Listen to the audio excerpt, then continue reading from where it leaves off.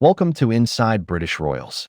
This is your exclusive look inside the world's most famous family. We are exploring the scandals, secrets, and power plays that define the modern monarchy.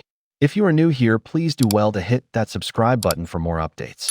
He was once a prince of the United Kingdom, a Falklands War veteran, a special trade representative, and a man who counted the world's most powerful people as his friends. Now, he's a man in exile, a virtual prisoner in a farmhouse on the windswept Norfolk coast. On his 66th birthday, February 19, 2026, Andrew Mountbatten Windsor was arrested on suspicion of misconduct in public office, a humiliation that echoed around the globe. It marked the final, shattering blow to a life of unimaginable privilege. The arrest was the climax of a breathtaking fall from grace, the slow-motion demolition of a public and private life that was years in the making. But the official disgrace, the stripped titles, and the cold reality of a police investigation only tells half the story. The real story, the one that unfolded behind the scenes, is a tale of social death. It's the story of how an entire world of allies, confidants, and powerful friends systematically and silently cut him loose. How did this happen? In this video, we reveal the secret timeline of how Prince Andrew's friends abandoned him, who was first to run for the exit, and the final act that sealed his fate and left him utterly alone. Today, Andrew Mountbatten Windsor lives in carefully managed isolation. After being forced to surrender the lease on the sprawling 30-room Royal Lodge in Windsor, he has been relocated. His new reality is the far more modest Wood Farm, a 5-bedroom house on the Sandringham estate. The move isn't just a change of address. It's a strategic quarantine. King Charles III, in a move of ruthless efficiency, has put over 100 miles between his disgraced brother and the center of royal operations in London. His world has shrunk. According to royal commentators, he spends most of his days indoors, with one biographer noting that most of his friends have now abandoned him. This isolation reportedly extends to his own family. While some siblings are said to maintain contact, the core of the family has pulled away. Prince William, the heir to the throne, reportedly views his uncle as a direct threat to the monarchy and keeps a significant distance. The king himself, while personally funding his brother's new, more modest life, has made it clear that the survival of the institution comes before family ties. He has not been seen meeting with Andrew, and his brother's absence from the royal family's Christmas celebrations in 2025 was conspicuous. His own daughters, Princesses Beatrice and Eugenie, are navigating a difficult path. While they haven't publicly condemned their father, reports suggest they are in a tough spot, with public displays of closeness considered inadvisable. Even his ex-wife, Sarah Ferguson, for years his most steadfast defender, is creating distance. While she once maintained she would always stand by Andrew, the reality of his complete exile has forced a change.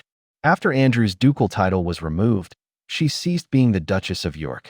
She will not be relocating with him to Norfolk and is now reportedly navigating a difficult social landscape of her own. Her own association with Jeffrey Epstein, including emails where she referred to the convicted sex offender as a supreme friend, has led to her own charities dropping her, leaving her commercially toxic. So how did it come to this? How did a man born at the heart of the world's most famous family find himself so completely cast out? The answer lies in a series of catastrophic decisions, beginning with the interview that set his world on fire. November 16, 2019. This is the date that will forever be etched in royal history as the day Prince Andrew detonated his own life. His interview on BBC Newsnight was supposed to be a masterstroke, a chance to clear his name and put the swirling rumors about his friendship with Jeffrey Epstein to rest. Instead, it was an act of televised self-immolation. Across nearly an hour of questioning, the prince delivered a performance so lacking in empathy and so full of bizarre, unbelievable excuses that it left everyone, the public, the media, and crucially, his own allies, speechless. He claimed he had no recollection of ever meeting his accuser, Virginia Giuffre, despite a photo of them together. He offered the now infamous alibi that he couldn't have been at a London nightclub where an encounter allegedly took place because had taken his daughter to a birthday party at a Pizza Express in Woking. He even claimed a medical condition, an inability to sweat, supposedly from his time in the Falklands War, as proof that her detailed account of him sweating profusely was false. He spoke of his continued association with Epstein after his first conviction for sex offenses not with regret, but with the strange justification that visiting him was the honorable thing to do to officially end the friendship. There was no apology, no sympathy for Epstein's victims. There was only a cold, detached, and bewildering defense of his own character. The fallout was immediate and catastrophic. The interview didn't put out the fire, it poured jet fuel on it. What had been a story of sordid associations became a global story of arrogance and a staggering lack of judgment. For the institutions and people who had stood by him, this was the point of no return. He hadn't just failed to clear his name. He had made himself a permanent symbol of royal entitlement and moral blindness. The bridges weren't just burned, they were vaporized. The abandonment of Andrew did not happen overnight. It was a slow, calculated, and systematic retreat that started long before that fateful BBC interview. The first tremor came way back in 2011.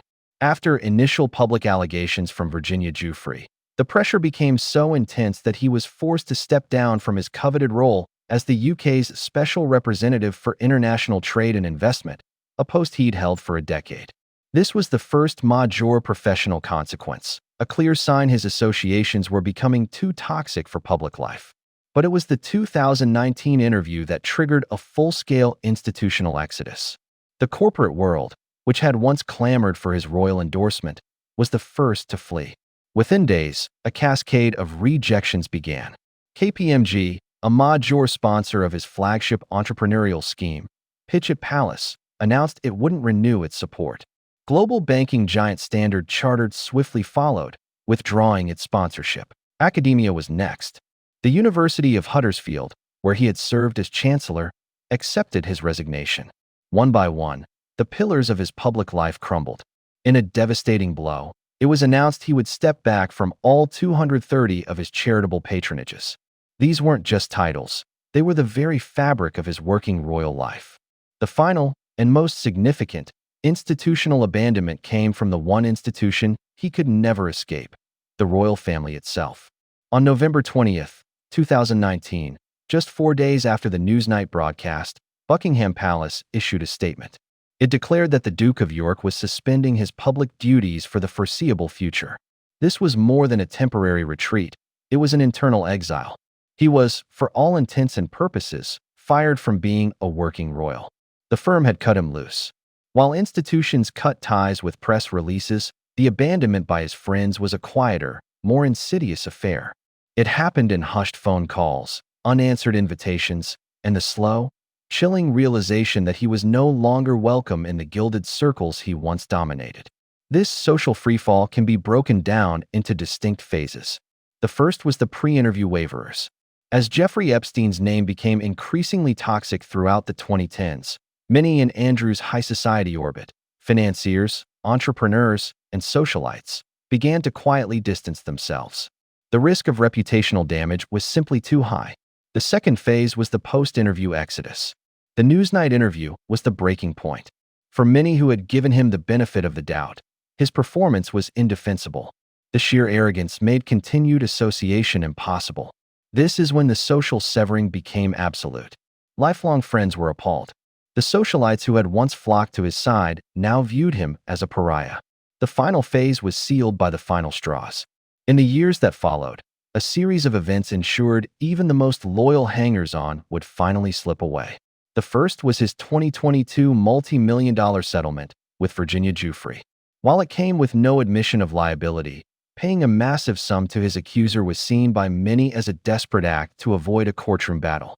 The powerful voice of his accuser, Virginia Giuffre, also remained a constant presence. After his arrest, her family released a statement on her behalf, saying our broken hearts have been lifted at the news that no one is above the law, not even royalty. But the ultimate final straw came in January 2026 with the release of millions of documents from the Epstein files by the U.S. Department of Justice. These files reportedly contained damning exchanges and compromising photos, erasing any lingering doubt about the depth of his connection to Epstein. This was the moment the door slammed shut for good.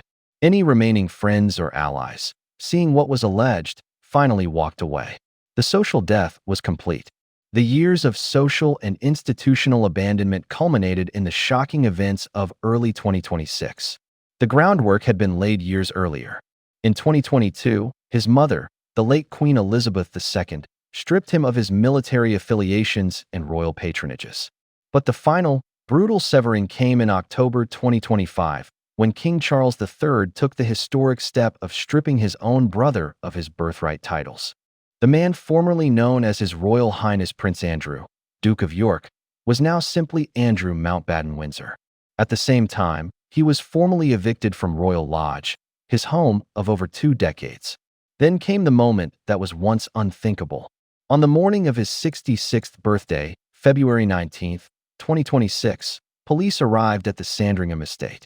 Andrew Mountbatten-Windsor was arrested on suspicion of misconduct in public office. The arrest followed allegations that, during his time as UK trade envoy, he had forwarded confidential government reports to Jeffrey Epstein. Photos of a shell-shocked Andrew leaving police custody after almost 12 hours of questioning were broadcast globally. He was later released under investigation, but the damage was absolute. He had become the first senior royal in modern history to be arrested. Buckingham Palace's response was swift and surgical. King Charles issued a stunningly direct statement, speaking of his deepest concern and declaring, "Let me state clearly, the law must take its course." The message was unambiguous. Andrew was on his own. The institution he was born to serve would not protect him. This sentiment has been echoed by others, with calls being made to remove him from the line of succession entirely.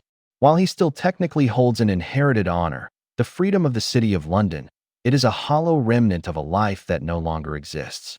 His public life had been dismantled, and now his personal liberty was at stake. The story of Andrew Mountbatten-Windsor is a modern tragedy of power, privilege, and a catastrophic lack of judgment. If you found this analysis compelling and want more in-depth stories that uncover the truth behind the headlines, make sure to subscribe to our channel and hit the like button. Let us know in the comments. What do you think was the single biggest mistake Andrew made in his downfall? From the gilded halls of Buckingham Palace to a lonely farmhouse in Norfolk, Andrew Mountbatten-Windsor's journey is a cautionary tale of spectacular self-destruction. Having lost his titles, his home, and his public role, he now faces a future where his name is permanently linked not to royal duty, but to scandal and disgrace. His friends are gone. The powerful institutions that once propped him up have turned their backs. His own family, led by a brother and a nephew determined to safeguard the monarchy's future, has been forced to excise him from the royal fold. The man who once believed he was anointed now leads a quiet, isolated life, trapped by the consequences of his own actions. The abandonment is total, a social and royal exile from which there is no return.